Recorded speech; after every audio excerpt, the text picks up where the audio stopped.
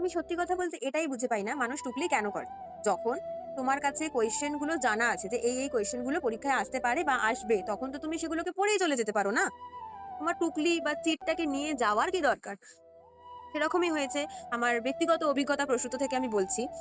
একটি মেয়ে যে পরীক্ষা দিতে এসেছে, শুধুমাত্র পরীক্ষা দিতে এসেছে বলে না, উচ্চ শিক্ষার পরীক্ষা দিতে এসেছে।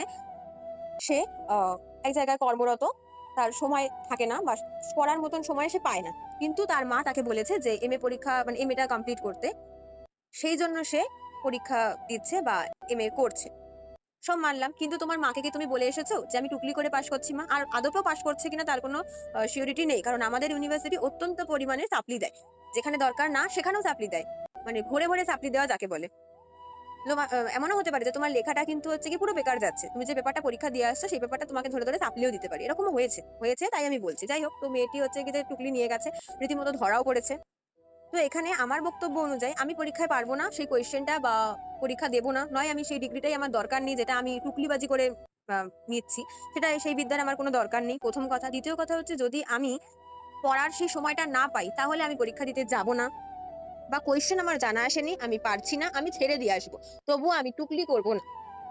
এটা একান্তই আমার ব্যক্তিগত মতামত।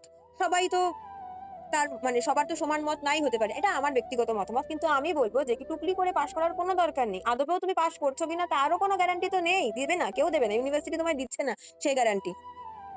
আমার অনেক চেনা জানা লোক এমন রয়েছে, বন্ধু-বান্ধব রয়েছে যারা নিজেরা পড়ে পরীক্ষা দিয়ে পাস করতে পারেনি। সাপ্লি পেয়ে গেছে। আর তুমি ভাবছো যে কি তুমি টুকলি করে পাস করে যাবে?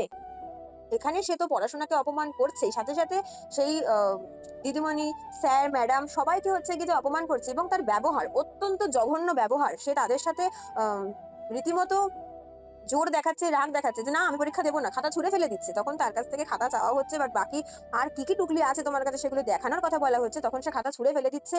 "না আমি পরীক্ষা আর দেব না।" এরকম বিচ্ছিরি ব্যবহার। আমি তাই বলব যে আগে ব্যবহার ঠিক করো, তারপর পড়াশোনা করতে এসো। কারণ আমি পড়াশোনায় খারাপ হতেই পারি আমি পড়াশোনায় খারাপ। কিন্তু আমার সবার আগে যেটা সেটা হলো ব্যবহার। মানুষ আমার শিক্ষাগত যোগ্যতা হয়তো পরে দেখবে, কিন্তু দেখবে আগে আমার ব্যবহারটা।